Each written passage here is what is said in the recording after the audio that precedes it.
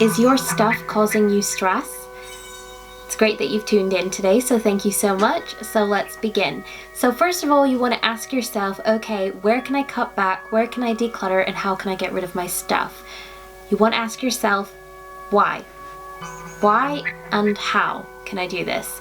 So you want to ask yourself why you're doing this, obviously to reduce stress levels, to make yourself feel more at ease and more peace and more comfortable in your space. And I urge you to watch my decluttering video as well, and I will pop that link down in the description below for you guys. And definitely understand that it's within your power to add this clarity into your life, and that you can actually proactively declutter and declutter well and reduce on having stuff as well and implement better practices. So you want to make sure that once you've watched that decluttering video and once you've done a good declutter, is that you implement better habits for yourself. And that would be to maybe, for example, if you go to an event and they're handing out some beauty samples, some free samples and free goodies, sift through the bag, keep some of them for yourself, either re-gift them to a friend or family member, or actually simply say no thank you. It's the same thing with keychains. Now I know, for example, when you see like a mortgage advisor, they tend to give you a free pen, a free keychain, a free magnet. Maybe say no thanks to the magnet and the keychain. Me and my husband, we collect magnets from when we travel to travel destinations. So our magnets are quite nice and they're from around the world.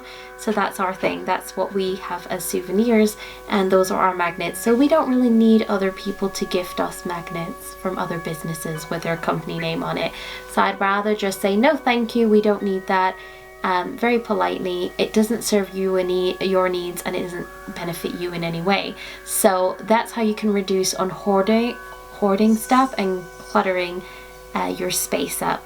Another thing is that you actually want to take action on decluttering as well. This refers me back to my decluttering video, and you don't want to just overthink it and overwhelm yourself and analyze what you need to do. So once you've watched my decluttering video, it will definitely keep things into perspective and make you feel more focused. So definitely have a check of that video.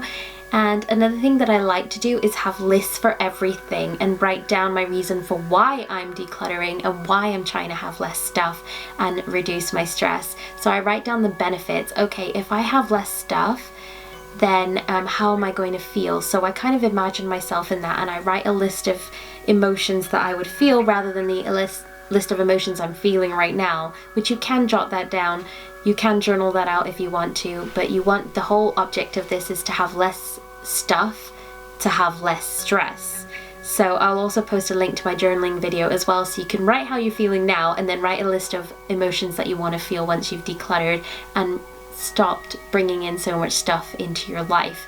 And I'm talking about materialistic stuff here, so physical objects. And I am definitely somebody that tends to clutter with certain things. I used to clutter a lot with fabric because I have a dressmaking background. I used to think fabric was the be all and end all of life, and that I couldn't dare gift away any fabric that had been gifted to me. And also I couldn't get rid of fabric because it's like, oh, I invested in that, I paid for that.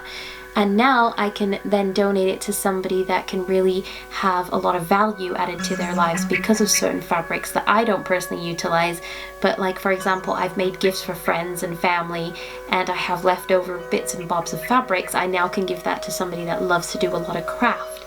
I'm more of a dressmaker, so I hold on to dressmaking fabrics that are actually things that I can utilize in the near future, but I don't hold on to certain pattern fabrics that I know that's not really my taste, that's not really my style, so I'm going to re-gift that. Now, somewhere that I've been able to downsize on is jewelry. So believe it or not, my husband probably doesn't believe this, I have actually downsized a lot on my jewelry. So I only have jewelry that I use for my YouTube channel, or I can use for special events or use on a daily basis. And then what I do is I get rid of some and I somehow bring in more jewelry. I actually don't really buy jewelry. I kind of get gifted a lot of the stuff that I have from family members. And for example, this is a recent one from my aunt, actually, I believe, if I'm not mistaken.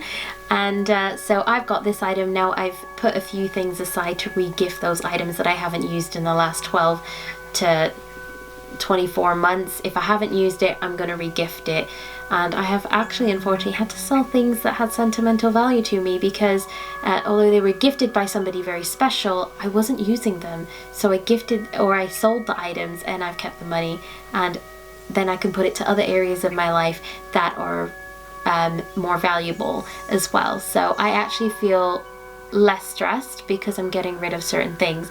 So for me, I have got all these books and diaries and notebooks, and we had like a college diary where we had to write down notes and appointment times and certain things in there, and I've still held on to them. So this is 2014 as it says here, so I have no idea why I'm still holding on to this. I haven't referred back to it. If it's sentimental and you refer back to it, fair enough, keep it.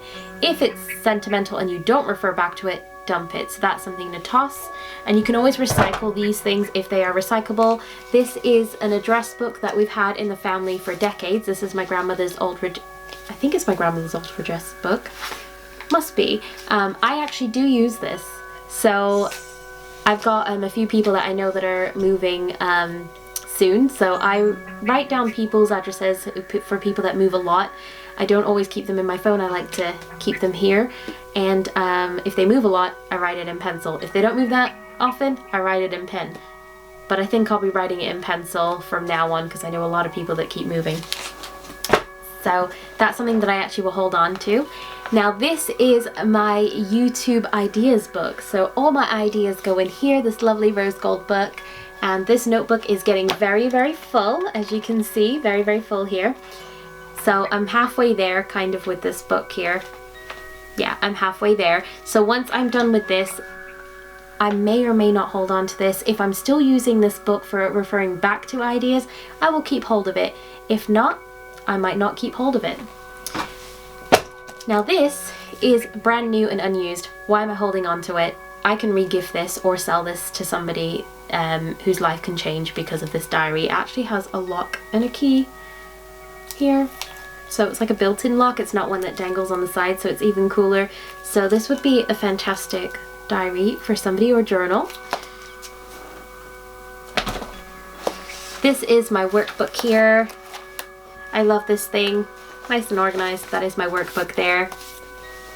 So I've got to keep that.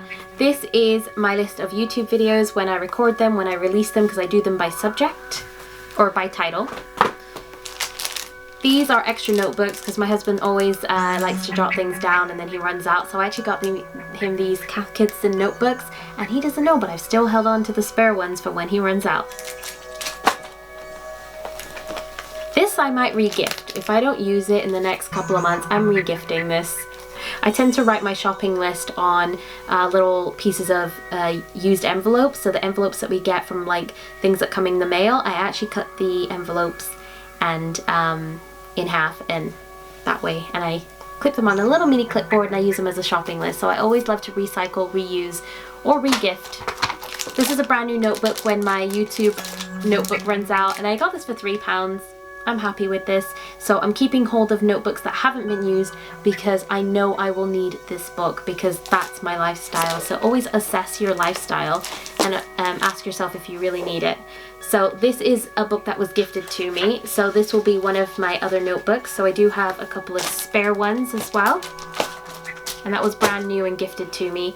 This is not brand new, but it was gifted to me. My mom barely used it, so she gifted it to me. So it sits on my desk to take notes with.